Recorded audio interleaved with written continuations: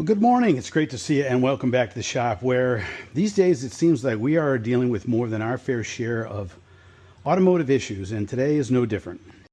The bottom line is I'm going to need to get my brakes serviced as soon as possible. Now, a professional brake job like the one I'm going to need is going to start at around $200 and could run as much as $300, $400, maybe even $500. But this is a pretty basic job. It is not complicated at all. I feel like I can get this job done for a whole lot less doing it myself, basically for the cost of a little bit of my time and the parts.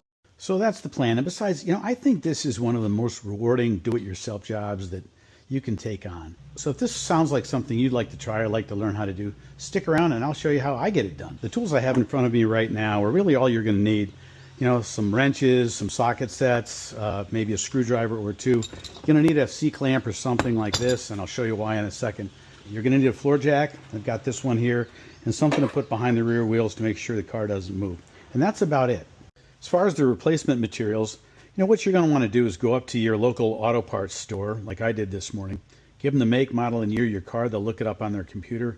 They'll give you a choice of options to have from their deluxe model all the way down to their base model, and typically something in between as well. I picked these up for about $60, no tax days, so that was good. Saved a little bit of money that way. So let's dig into it, get the wheels off, and get these brakes fixed. First things first, we're going to want to block the back wheels. If you got a wheel cover like I do, you're going to want to take that off. You can use the tool that came with your car to change tires. I'm just using a big screwdriver here. I kind of covered this in a video that I did recently when I replaced the drum brakes on the rear wheels, but I like to loosen these nuts up while the wheel's still on the ground. So I'm going to do that. I just kind of give them maybe a quick, maybe half turn, just to get them loose. It just saves a little bit of work when it's up on the jack. Now we're going to put the jack under the car. You're going to want to follow the instructions on the owner's manual about the points where you jack this car up. Mine are right here. And I'm using this jack, but you can use the jack that came with your car. Take these nuts off all the way. They're already pretty loose, so it doesn't take much. Now, I'm going to be using a jack stand, but if you don't have a jack stand, I think it's best practice to put something under the car. Typically, you don't want to just rely on the jack to hold the car up. If something knocks the jack, or if the jack somehow starts letting things down, you can always put your tire under the car like that. And that way, it's not going to fall down on the rotor. You're not going to get under the car, so there's really not a lot of danger there. But you also don't want everything to fall down onto the ground. So you can put a tire underneath like that. Like I said, I'm going to put a jack stand there, but that's always a safe practice to do that. So now that we've got the tire off, we've turned the wheel to the left so we have better access to the brake assembly that we're going to be taking off. And first thing I do is I tend to just check the rotor out a little bit just to see that the surface isn't pitted or scored in any major way. And this one's pretty smooth, so I think we're gonna be fine with just leaving it on there. We'll clean it up a little bit, but we want to take this assembly off. So the first thing we're going to do is take this middle piece out. This is called the caliper, and we do that with these two bolts here and here. And I'm just going to use a box wrench and take them off. I'm going to take the whole thing off. Some people just recommend taking the bottom one off and flipping it up, but I like to take the whole thing off so that I can then take this bracket here, take this bracket off as well, because I want to clean it up on the workbench. So I want to take the whole thing off. And as you can see, this is attached here. We're not going to take this off at all. We're just going to set this up here, and I'll show you how we do that in a second. But let me take this off.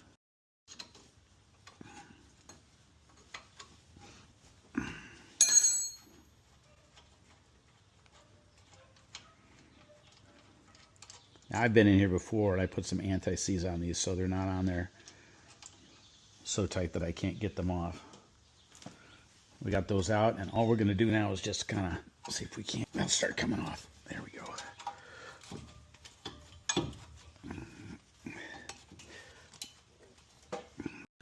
All right, I was able to wrestle that off without too much trouble. A lot of times they're kind of stuck on there because this caliper is pressing against the brakes, as it should be. And you need to get a screwdriver or some kind of pry bar and just sort of help it out a little bit. You don't want to get too crazy with it. But I was able to eventually wrestle that out without too much trouble.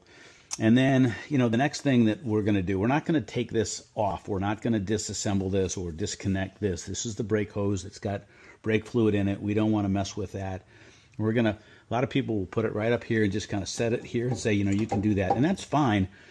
It'll stay there most of the time, but if you happen to knock it, or if you don't set it there carefully, it could fall off. The two things you want to make sure of is that this hose doesn't get kinked, or that it doesn't fall off and break. This is pretty heavy, and if it were to fall off with some force, with a little bit of slack in it, it could pull these fittings loose. It could break the line. Sometimes the line gets kind of brittle. This one seems to be fine. But what I'm going to do is just take a wire. Some people have hangers they've made, but I just take a wire that I've kind of got ready, and I just sort of wrap it around this just to make sure that it's not going to go anywhere. You can wrap it up here around your strut. There goes my light. See how things just can get knocked? We don't want this to get knocked like that. I'll put this back up here so we can see what we're doing. Okay, now it's not going to go anywhere. All right, now that we've got our caliper up and out of the way for the time being, we need to take this bracket off. A lot of people will just tell you to take this bottom bolt out and just move the caliper up, and then take these shoes out, slide them back in. These shoes will come out. Might take a little bit of persuading, but they'll come out at this point, and you can replace the shoes, slide the caliper back in, put the bolt in, put your wheel back on, and you're done. But we're in here, and you can see that there's some corrosion. This is exposed to the weather, a lot of salt, road salt, and that type of stuff. And one of the things that makes your brakes work the way they're supposed to is that they slide back and forth, and that's what these pieces are here. And I want to take it all out, clean it all up, and make sure that everything is working as it should. Sometimes these things don't move in and out as well as they should. They get kind of stuck. I forget what they're called, but we'll call them pins for right now. I'm going to take this up on the bench and make sure everything's cleaned up, and then put everything back together.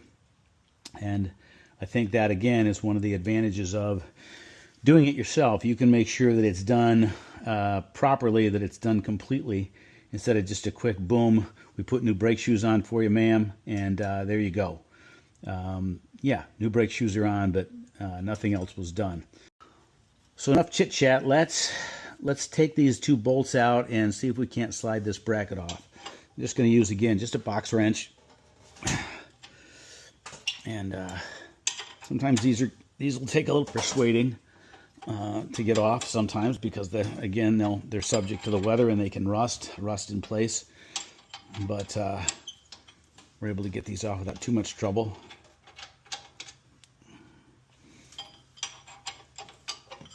All right, there we go. Going out now.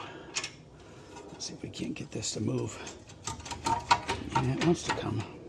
Probably going to have to get a screwdriver in there and lever this out just a little bit. Like I said, just give it a little encouragement. Take these pieces of, you'll break out. That's fine. All right, let's get a screwdriver and see if we can't encourage that to come out. Okay, let's try this here. Okay, we don't want to use too much force, but a little encouragement is probably all that's needed. Yeah, it's starting to come out. Get this last one. There we go. And now that's out. And now we can take this up on the bench, take these shoes out, and clean all this up. And I'm going to show you how we do that.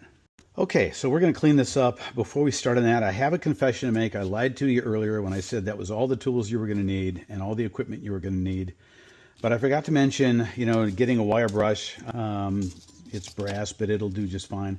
We're going to need some brake cleaner, and we're going to need some anti-seize or some brake grease, if you will.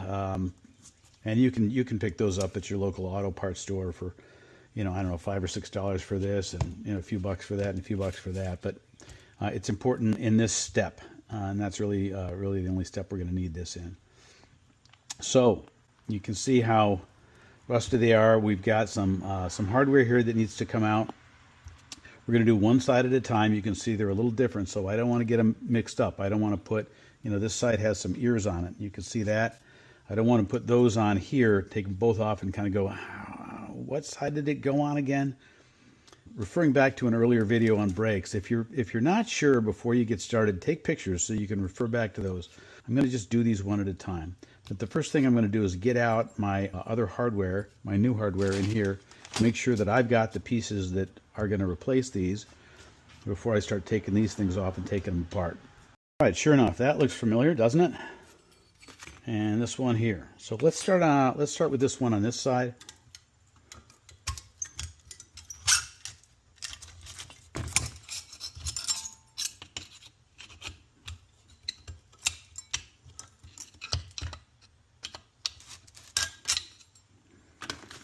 All right, now that that's out, we're going to clean all of these surfaces off and we're going to grease them up pretty good. So we're going to take this,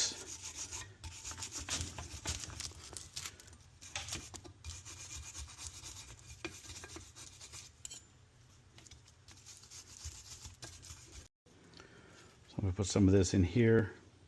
None of this stuff is going to be in contact with the brake pads themselves, but we want to put it on all the surfaces that metal piece is going to connect with. And now we're just going to push them in place.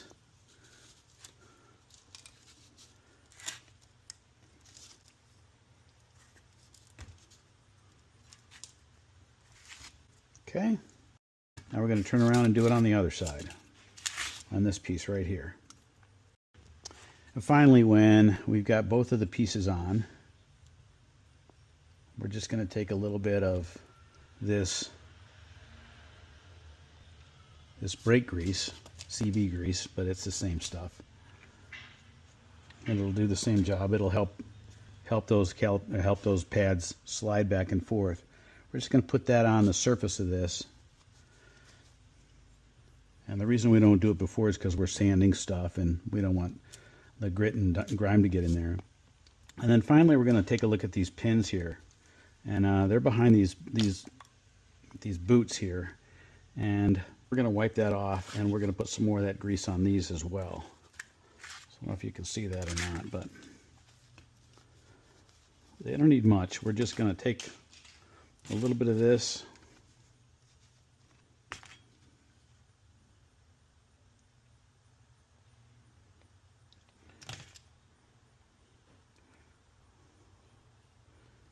if I had a little bit of a round brush, I'd probably stick it in there and try to get whatever's in there out. But it seems to be pretty good, and I don't have a round brush anyhow. So just kind of greasing that, making sure the boot goes on, and that works really well now. We're going to do the same thing with this one over here. I want to make sure we don't rip the boot when we're taking this off.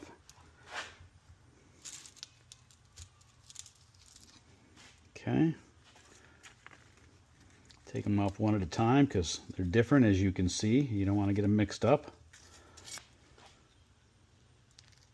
Slide that in there, make sure that boot comes over and is on there good. Okay, and now we're ready to put the new shoes on. Now it's important, if you've got these tabs on there, not all brake pads come with these. This is what ends up scraping on the rotor and letting you know that we're getting down to it. So it's important that those are on the top side. As the wheel is going around, we want that to hit that first. So there, that's on the top side of that, and all we do is just slide these in. You can put them in from the outside as well as the inside, doesn't really matter. And there's that side. All right, this is ready to go back on. Okay, I've got the bracket back on with the brake shoes in, and now I'm just gonna line this up and start threading it.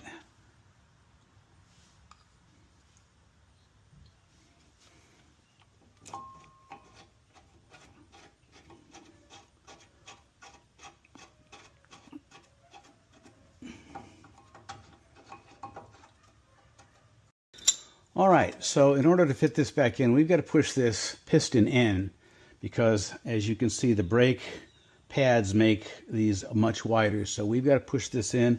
That's what this is for. So there we have it. We've got, I don't know if you can see that, but we've got the C-clamp in there, and we're just going to tighten it, and you can see that piston going in. We're going to send it all the way in. Give ourselves as much room as we can.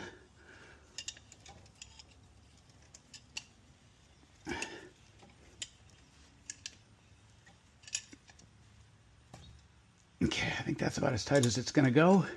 And it'll stay in there. Just take the clamp out. Take our special high-tech hanger off. We can get it. There goes the light again.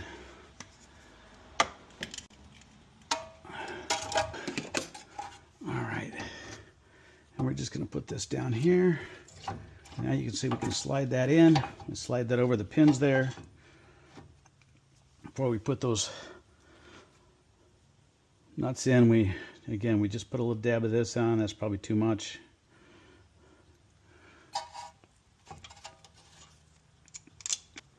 We'll do the other one.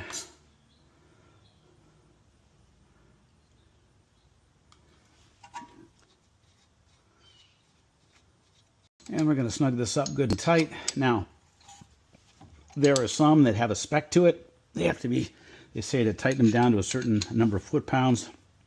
I didn't even check with that. I know there's going to be some people out there who tell me that I'm making a grave mistake, but I've been doing this for a while, and I just tighten them down till I can't tighten them anymore. We just tighten them down and they're good. But, you know, if you feel so inclined and you want to check the specs out and get yourself a torque wrench and torque them down to the spec to make yourself feel better, by all means. I'm just telling you the way that I do it. That's one side of the brakes. We're going to put the tire back on. I'm going to do the other side, obviously. A couple of important things before you get out of the wheel well. Make sure you get your special tool out of here. And make sure you don't forget your light if it hasn't fallen off for the 5th time. And we're going to straighten the wheel up. We're going to put the tire back on, put the car on the ground, and then I'm going to show you one more very important step that you can't forget to do before you pull out of the driveway. We've got the wheel back on. We've got the car back down on the ground. The jack is out. The jack stand is gone.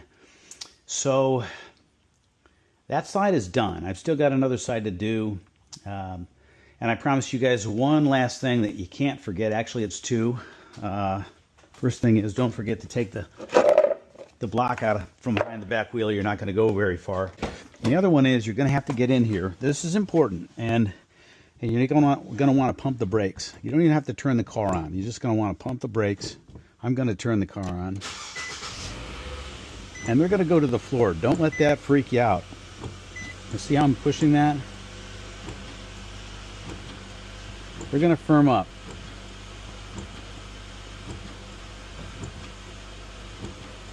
Okay.